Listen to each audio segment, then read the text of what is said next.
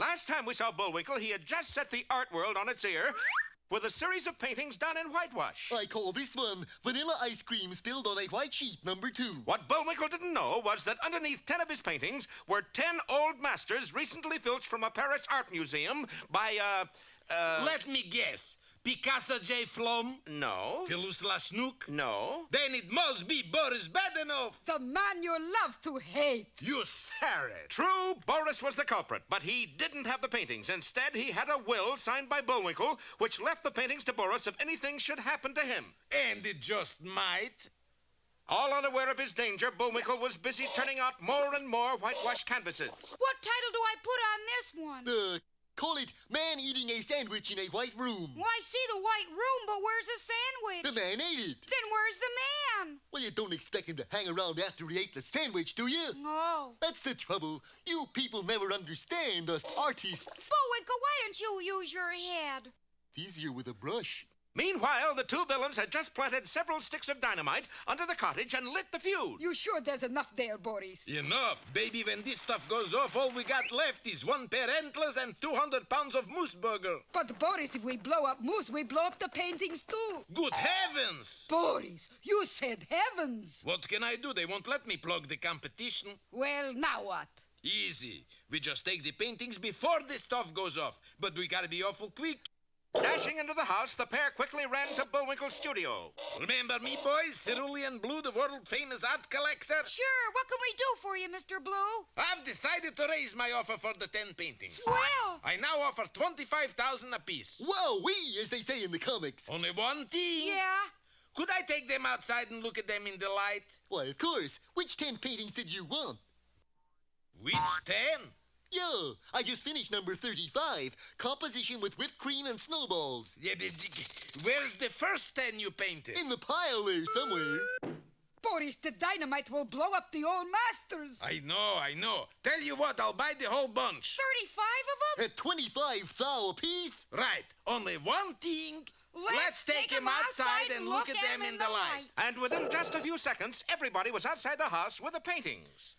Phew, that was close. These old masters are worth millions. Funny. I only count 34 paintings here. What? Boris, it's only one painting. But that one might be the Mona Lisa. I'll get it. Hokey smoke, what happened? Maybe the pilot light went out on your stove, darling. We don't have a pilot light. No. We don't have a stove either. Well, there you see. Not quite. Mr. Blue, you all right? Hey, I was wrong. There's 35 here after all. Yeah, that's certainly a good joke on you. And small wonder that Boris laughed, for somewhere in the pile of paintings he had bought were the 10 old masters worth millions of dollars. And what's more, we're taking the next submarine back to Pottsylvania. You don't mean...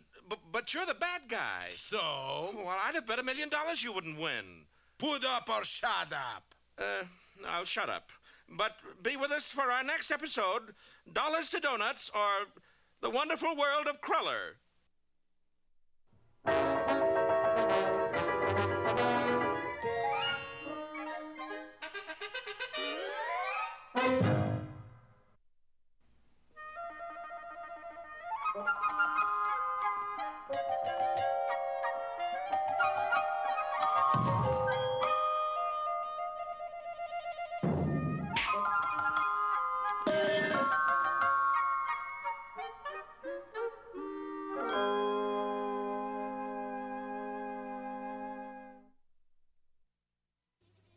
A very long time ago in a far-off land to the east, there lived a very rich and powerful sultan. Every year, on his birthday, the people flocked to his palace with gifts. Now, as it happened, a young rug salesman from another land who did not know of this custom chanced to come into the town that day in hopes of selling his rug. As he passed the palace, it was naturally thought that he was just another peasant bearing a gift to the sultan, and was quickly hustled inside. Ah, what have we here? A rug. How nice. But being a second-hand rug, it had a hole in it, and when the sultan saw this, he was furious. By the beard of my mother-in-law, how dare you bring me a rug with a hole into it? Well, it's a small hole, Bubby, just a little teeny one, but if it bothers you, I can let you have it for half price. What do you say? At this, the Sultan flew into such a rage that he was unable to speak. This unfortunate circumstance had placed the young man's life in serious danger, and realizing his mistake... What a really nice highness you are. You certainly can take a joke.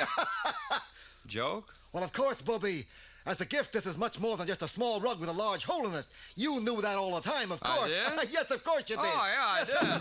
Of course. What is it? Get this, Big Daddy. It's a flying carpet. Say, this is the finest gift I've ever received. And you know, I'm so pleased that I'm going to reward you handsomely. But first, I'm going to fly my carpet. The young lad, of course, knew that the old rug would not fly, but before he could stop him, the Sultan ran to the highest wall of the palace, sat on the rug, and pushed himself over the side.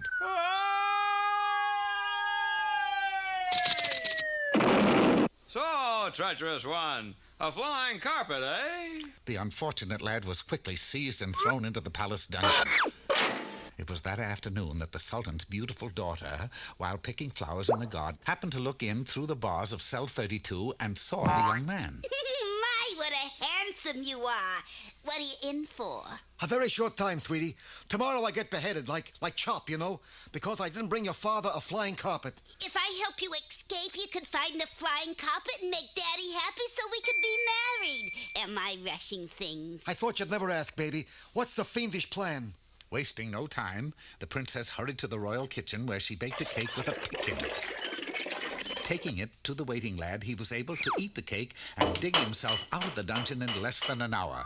Running into the city, he entered the first rug shop he saw.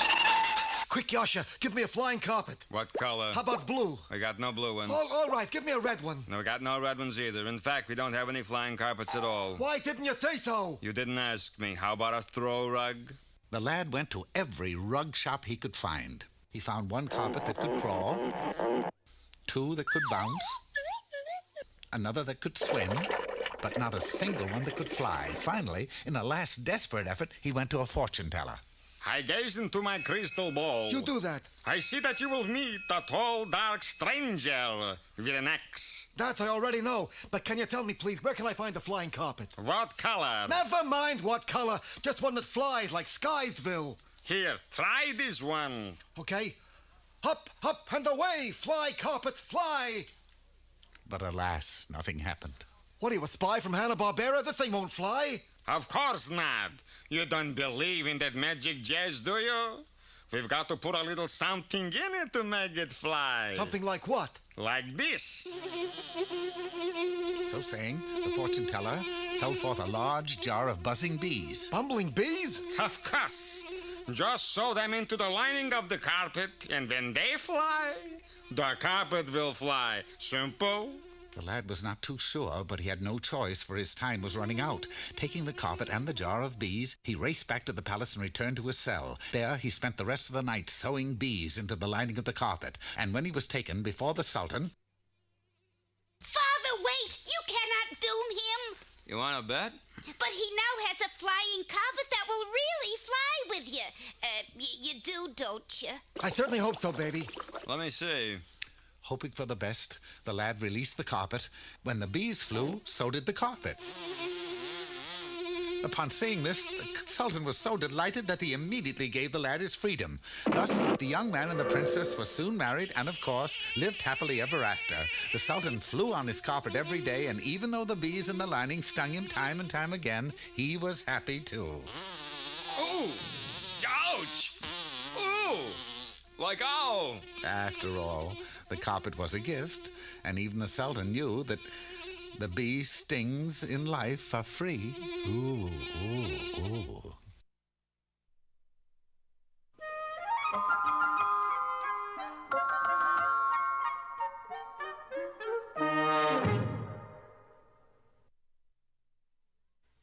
And now for all you knowledge seekers, here's Mr. Know-It-All. Hi there! Today's subject is how to open a jar of pickles. The simplest way to open a jar of pickles is to unscrew the lid, turning gently from left to right. Oh! If that doesn't work, turn it right to left. Oh! Well, there are other ways of opening it. Putting the jar under hot water will usually do the trick. And if you happen to be in Yellowstone Park, the best hot water comes up out of Old Faithful, the geyser. You place the jar right over the hole, taking care to be well clear before the geyser goes... When you get out of the hospital, you take a slightly different approach. I got the hammer, Mr. Know-It-all. Splendid, splendid. When the lid is tapped, it is certain to loosen. Now, when I nod my head, you hit it with the hammer. Right, Bullwinkle. Huh? I think I made that perfectly clear. I said, when I nod my head, hit it with the hammer. If you say so. Okay. I nod thusly and... If everything else fails, we climb to an altitude of 5,000 feet and hurl the jar and ourselves earthward. Pocahontas! But if you really want to open a jar of pickles... Wait a minute, Mr. Know-It-all. That isn't a jar of pickles. That's a jar of jelly. No wonder I couldn't open it. It's jammed.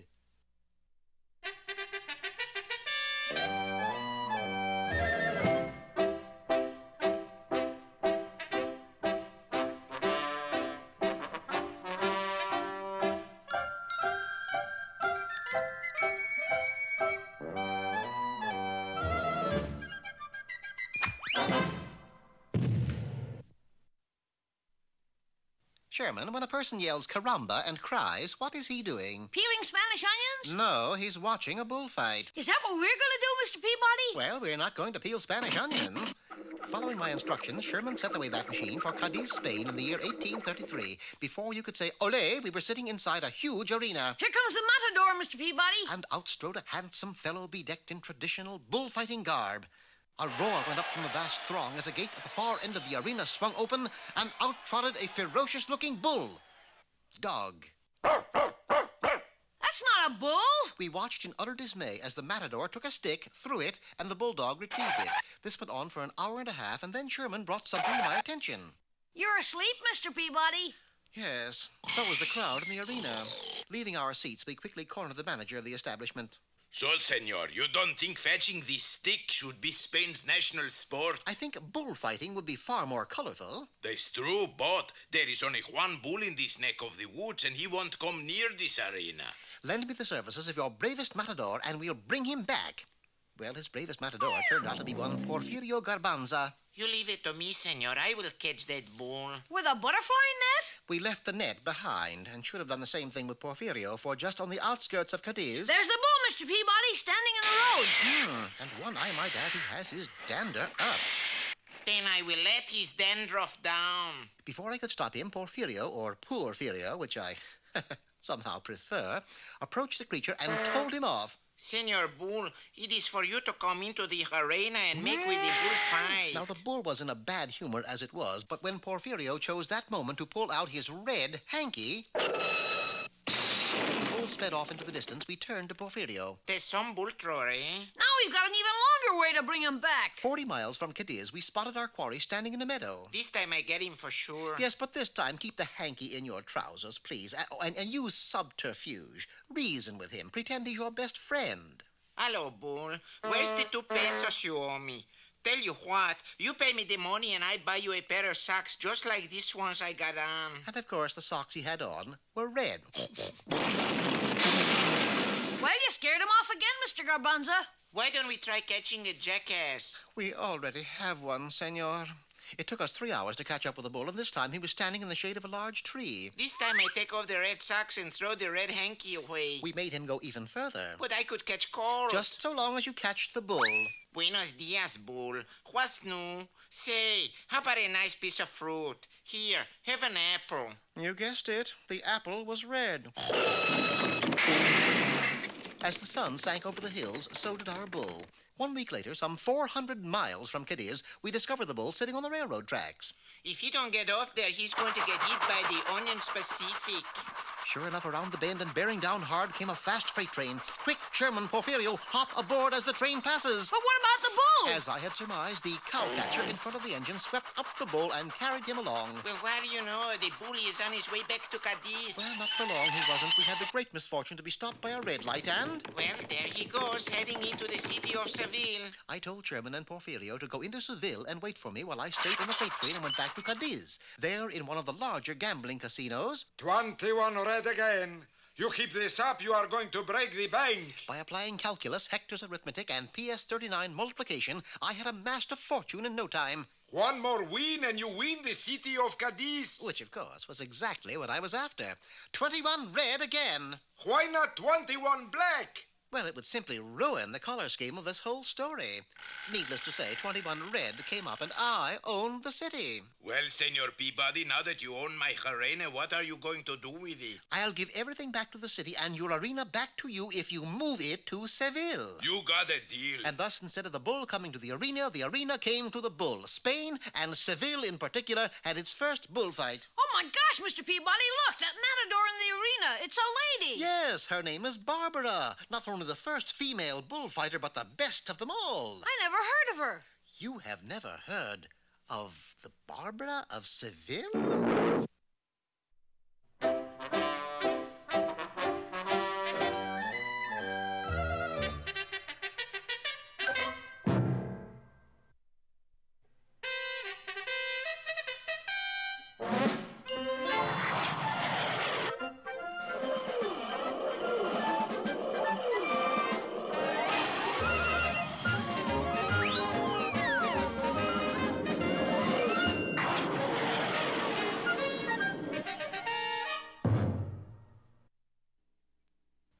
Boris and Natasha had just bought 35 of Bullwinkle's whitewash paintings, including the 10 with old masterpieces under the whitewash. And now the villains are waiting for the next Pottsylvanian submarine to come up on the outskirts of Pigeon River. There it is now, Boris. That's one thing you can say about our fearless leader. He made the submarines run on time. But Bullwinkle's brush and bucket was still busy night and day. What is it, Bullwinkle? That's obvious, Rock. It's Santa Claus arriving in a terrible blizzard. I should have known. Finally, even the Paris Museum, which had lost the 10 old masters, had to change its mind. You mean we are going to replace them with modern paintings? Marcel, we must move with the times. Fui! And besides, the Moors gave them to us for nothing. Ooh, they're beautiful. And so 10 of Bullwinkle's paintings were hung in the spots vacated by the stolen old masters. Meanwhile, many miles away in the grim little country of Pottsylvania... it's good to breathe the air of Pottsylvania, Natasha. That pungent odor. Yes, they must be burning books in the public square again.